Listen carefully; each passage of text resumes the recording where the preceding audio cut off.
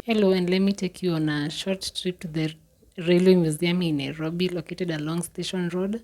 Here's a glimpse of some of the trains. Once you walk down the station road, you'll get to these graffiti walls, and you know you're almost there. Take a moment to appreciate the art if you do love art. And the main entrance is just a few meters. We've made it to the railway station, the railway museum. You can either enter from the Uhuru Highway, or if you're coming from the railway, you'll have to walk down that path that I've shown you to make it to the railway station. So let's go in. To the railway museum, sorry. From the gate, proceed to this little house where you register your name and the guard gives you a printed paper, which is basically like your ticket.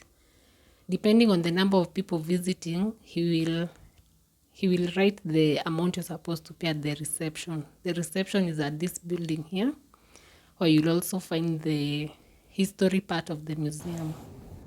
There's lots of pictures from when the railway was being constructed. Right here, I'm looking at some of the Indian constructors who were brought in by the British government from India, and they played a major role in the construction of the Kenya Railway. They were referred to as the Indian coolies, but as I've come to learn, that's not a very nice word. Basically, the British wanted the cheapest laborers they could find. Pictures of Nairobi in the late 1800s and early 1900s. Some ancient buildings like this, Bank of India, more construction, and they even have some of the utensils used by Queen Elizabeth when she used the railway traveling across East Africa. Those are also chairs she sat on. This right here was the mode of transportation in Mombasa before the railway arrived.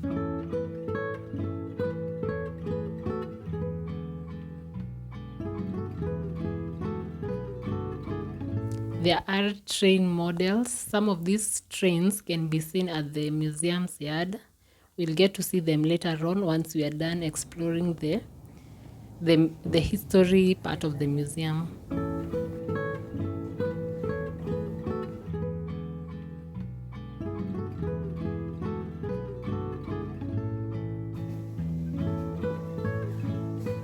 This last room here in the museum is dedicated to the SGR. This is a piece of the current railway system we have in Kenya. This was built in collaboration with the Chinese government, and it connects Nairobi, Mombasa, Suswa, Rongai, Ngong, among many other towns in Kenya. In terms of rail transport, Kenya still has a long way to go to catch up with the rest of the world, but from the Lunatic Express, this was definitely an upgrade. Walking into the yard area and the most interesting part of the museum, this right here is the train used in filming the movie Out of Africa, featuring the life of Karen Blix. And if you haven't watched it, you can find it online on many streaming platforms.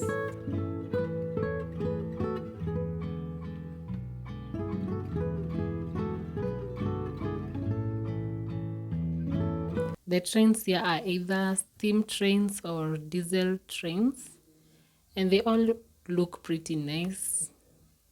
It's nice to see what the transportation was like back in the day.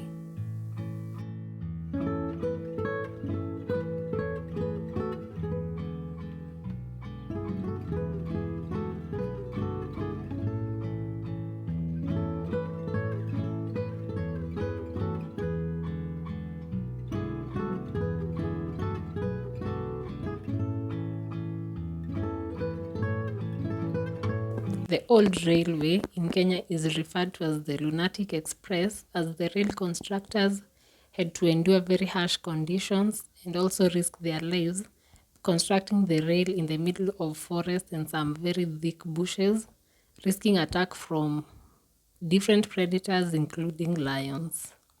In fact, there was a man-eating lion that attacked several rail constructors, and it in fact killed one of the train captains in Voi. It pulled the captain from the train and mauled him to death. You can find this information inside the museum. You can also see the picture of the lion, which was later killed.